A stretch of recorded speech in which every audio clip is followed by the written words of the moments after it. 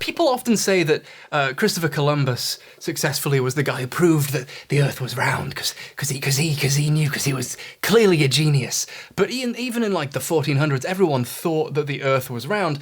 They just disagreed on things like how big the round Earth was, the distances between continents, the size of continents, whether or not it was possible to make the kind of trip Columbus wanted to prove he could make. Which, by the way, he didn't make. He did not prove his theories correct. Columbus was trying to get to Japan, which is here. And all of his men nearly ran out of food. They almost mutinied. But then he accidentally, at the exact time that he had planned on reaching Japan, reached America, which is on the other side of the map. It's a pretty big way. Christopher Columbus threw himself at Japan and missed.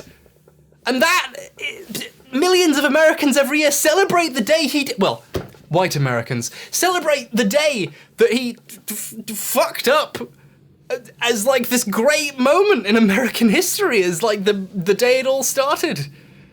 So America clearly started as it meant to go on. It's a shame that he didn't make it to Japan as well, because Japan just has way better food than America. America basically has like yams and cats sleeping on bottles of Poland Spring in Bushwick bodegas. Japan has sushi, Hiroshima-style okonomiyaki, Pocari Sweat, and specifically a Jurassic World Fallen Kingdom themed restaurant. Because that's the dinosaur-themed restaurant I want to go to when I'm in Japan. There's a Japanese satellite, Himawari 8, which I just probably pronounced wrong, which is off the surface of the Earth and takes lots of pictures and even composites them into these beautiful little animations of the Earth spinning and the clouds moving and the sun moving through the sky every single day. And it's actually like an incredibly beautiful thing. You know, like doing research for videos, sometimes you stumble upon something that's just like magical. Please check out the Himawari satellite footage. It's beautiful. Obviously, we can't trust any of these images because they were made by the Japanese government, which obviously answers directly to NASA, who act only on orders by Sobek. So we're just gonna have to assume that it's all CGI. But excellent job, guys. It looks exactly like a globe would look like if it was real and you really put a satellite there. Almost as if... Now, it's probably just me, considering that I'm a white British weirdo who lives in the woods, but I only even learned who Robert was after it turned out he thought the Earth was flat. Like, was that the thing he did that made him famous, or did he have a whole musical career that I missed because, you know, I'm an uneducated loser? And, you know, not to stereotype myself, but it's probably the latter. I have 2 albums on my phone, Leather Teeth by Carpenter Brute, which is currently my favourite song, and the Bloodborne soundtrack, which, I have a very limited... Fuck, I just remembered Chap Hop. Does everyone... Fuck! There's a knot in this one already. Ah, forget it. Well, great. Now my video doesn't have a conclusion. And I can't come up with one on my own because I kept up to date with all my vaccinations, so I can't count, and I'm legally in a coma. But I do have some thoughts. A couple. I'll share them with you. I know I said this already, but you know the Earth is really big, right? Like, it looks like he can see a lot of the Earth, but this is another way the tininess of our perspective compared to the Earth tricks us. He can actually not see that much of the Earth at once. This is some serious napkin math, and I'm not a geometryist, but to see all of the United Kingdom at once, I think you'd have to be about 1,000 miles above the surface, or roughly about 5 million feet. This is a number that shits on 70,000 feet. From his window, the maximum area James May can see of the Earth is, according to my bad maths, roughly the equivalent of 1/714th of Britain alone. Can someone who knows how to do the maths I just did please correct me? I'd love to know how off I just was. But for now, let's assume this issue is just too hard for some people to believe when height is involved. We've already seen that people can and will find any excuse they can to not believe real pictures and videos from high up or space, so let's use proof that's a little closer to the ground. Luckily, there's other ways to demonstrate curvature. For example, Odd TV's video, and flatties in general, also assert that bodies of water are flat, of course, because how silly would it be if water got higher the further away you went? Yeah, how silly would it be if gravity worked? To them, water naturally finds a level height across an entire surface, which is always flat. And my mug of hot coffee certainly looks flat, but maybe, if we think a little bigger, we can see what's really going on. This is Ailsa Craig, probably pronouncing that wrong, an island 16 kilometres west of mainland Scotland. 16 kilometres is around 52,000 feet, in other words, a distance that actually would come close to involving a curvature visible to humans. You wouldn't see the curvature of the horizon, you'd have to be at least that high up for that to work, as we just established, but you would see the curvature of the Earth the other way. You could see it rise in the middle and obscure something behind it. Here's a video by Dad's Just Crazy on YouTube. The author stands from a slightly raised position and zooms in and just can't quite see the shore from here, almost as if it's obscured by something. Then he moves to a lower part at the edge of the shoreline, not that much lower mind, and crouches down. But even moving down that far results in much more of the lower part of the island being obscured. If the water was flat, along a flat plane, this wouldn't be the case. However, if the water was in fact conforming to the gravity of a giant spheroid, the way the conventional Earth model claims it does, you would have a slightly raised section that obscured parts of the land behind it. This even lines up with arguments that Ptolemy bloke made, reports of sailors observing mountains appearing to almost rise from behind the sea as they got closer, implying they were being obscured by the water. Thanks for sitting with a guy who's shooting a video and you get right in on a video and then say, don't put me on the video. I'll ask you. So when I walk into Walmart, I'm gonna look at the camera and say, don't film me. But we're not. You guys aren't allowed to film me. Can you go be a virgin somewhere else, please? We don't want you here. Can I go be a virgin somewhere else? Is that what you tell people who talk about something you don't like? No, it's when jackasses like you come in and invade people's privacy, so you can This leave. is I'm genuinely worried for this guy. Like, he shot all this, and these people just continuously dunk on him and kick his ass and disprove his bullshit, and like, he just keeps filming and doesn't edit any of it out and uploads it like, yeah, this made me look really clever, I really got him. Like, fucking hell. Just real quick, not if you had to pick one. Homeless tweaker show? I agree. That's all I wanted to know. Thank you. It's not technically illegal, but these people did not give permission to be filmed in public. Please, Jake the asshole, please argue online with consenting people. Don't just go to the... Ah! She's cute though. Dang. Too bad she's dumb. Flat earthers don't inherently have a problem with women. It's unrelated weirdness. You know, even if the earth is flat, behaving like this is incredibly worrying, right? Honestly, for all I know, this guy is part of the Shadow Master's plan. You just craft an incredibly off-putting person in a lab and then set them loose to discredit flat earth. I mean, what is that shirt? But seriously, this map is incredibly easy to tear apart. And no, I'm not going to physically tear this map apart for a joke, because I've only got one of these. I was going to have a second one made that was of a different version of this map that's like not the Gleason map and a bit more recent. But immediately after printing this one, my friend with the nice printer, it broke right afterwards. And now I don't have the other one, so I can't do that joke. So pretend I tore this apart and pulled out a better map that I don't have.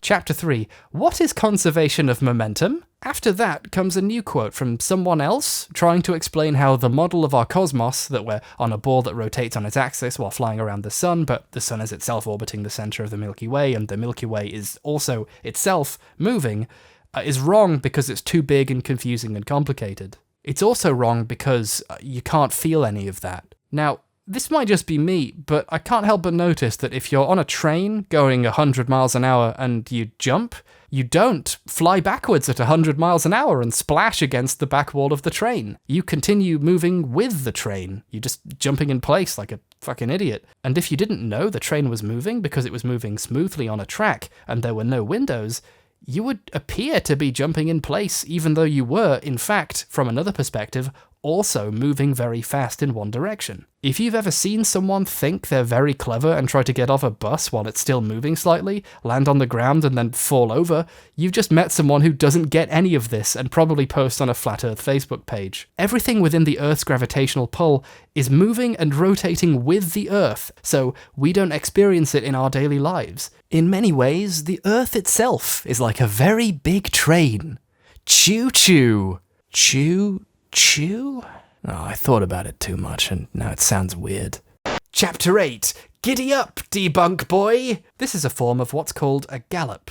It's when people throw lots of semi-plausible evidence at you, expect you to debunk all of it, and if you simply can't be bothered or don't have the time to do absolutely all of them, they therefore must be right, even if some of their evidence might have been wrong. If your Flat Earth documentary is hours and hours of gallop, and only a full debunking of absolutely all points would be enough for you to get off your horse, your belief horse, it's a metaphorical horse, you've doomed yourself to never changing your mind because no one's gonna bother with that. If you're interested in discussing Flat Earth, or any other topic for that matter, don't fall for this trick. Your time is worth more than that. It's worth a lot more. It's worth everything, because I love you. It's important to pin these things down to specific claims and pieces of practical evidence and applicable use that must hold water for the entire thing to work, and deal with those directly. Mark Sargent and others are constantly trying to find new clues the Earth is flat, to add to the Flat Earth proof machine so people can copy those and make even more slightly different videos. The Odd TV documentary has been deleted and re-uploaded several times, adding more and more evidence, though, to my knowledge, never deleting any of the trash non-evidence that's easily debunkable in minutes. Sargent now claims the moon gives off cold light that makes things colder when exposed to it, which means the moon must be its own separate light source that works differently and isn't reflecting light off the sun. He thinks long enough camera lenses can reveal things supposedly under the horizon. These are all false. But more importantly, in practice, earnest as Sargent or others may feel they're being, they effectively function as tricks to waste your time. They're distractions from the fact Flat Earth can't account for curvature, pictures from space, long-haul flights, real things that have to be explained for this to work. And surprise, surprise, aren't explained even if the moon turns out to have a fucking freeze ray. Sargent and co. need to be constantly finding more and more things for people to incorporate into their gallops and for skeptics to have to debunk, because otherwise he'll run out of so-called proofs and the falsehood will be obvious. The horse can never slow down or people might get off.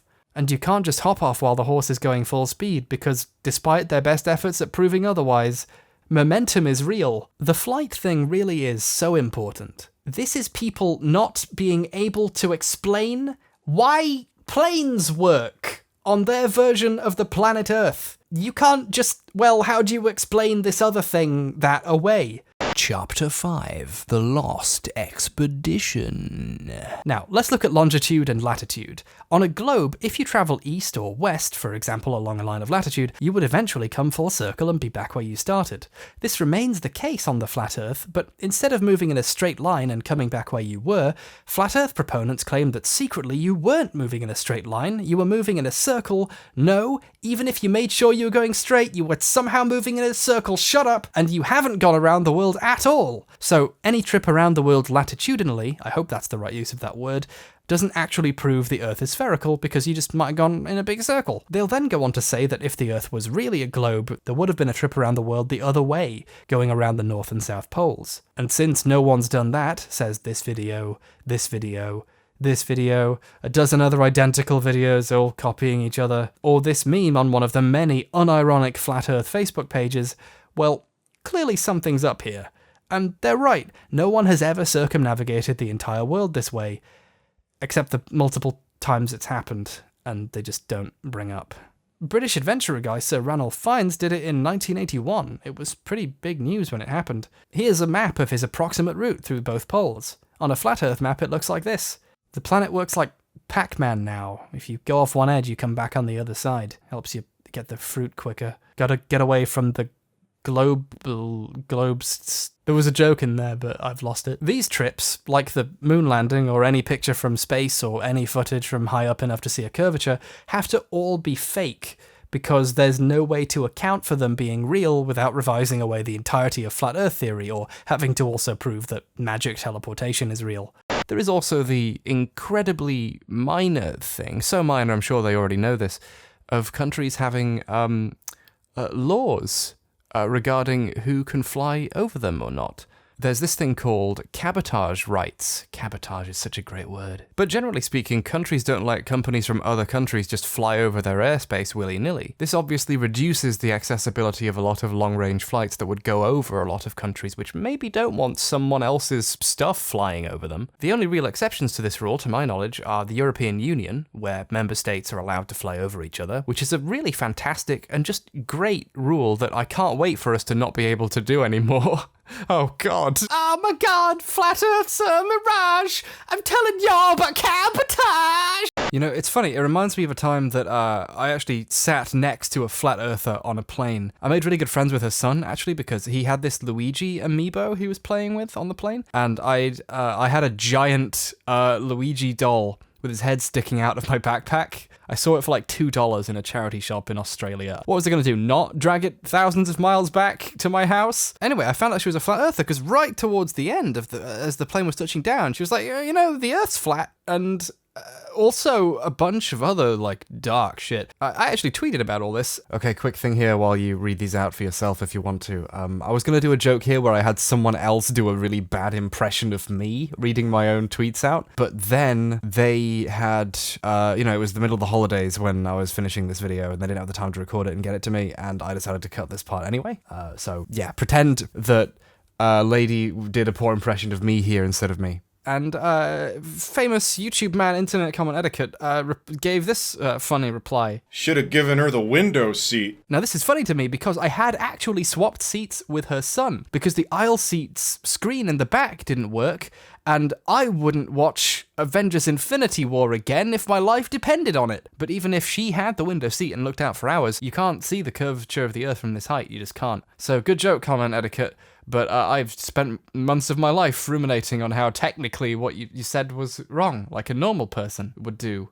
There's also some people out there who use the Bible as an argument that the Earth is flat, or otherwise see the Earth being flat as just a natural expression of their religious beliefs. And I pride myself on being the first YouTuber who didn't start their channel just to be a shithead about other people's religions. So instead I'll just mention that the evidence points to the fact that if God did make the Earth, which he didn't, Sobek did, he created it as a sphere. And I'm sorry if you think the Bible says otherwise. But it can't say that because the Bible is the divine word of God and probably isn't full of lies to trick you, although that would be an interesting holy book, wouldn't it? If it opened with a passage that was obviously a lie and then you had to like use your interpretive abilities to derive truth from it. Like that would be really interesting. Someone should write a holy book that contains falsehoods so that people have to use critical thinking to figure it out for themselves. I'm going to write this down. God, England is so small when you actually look at it on a map.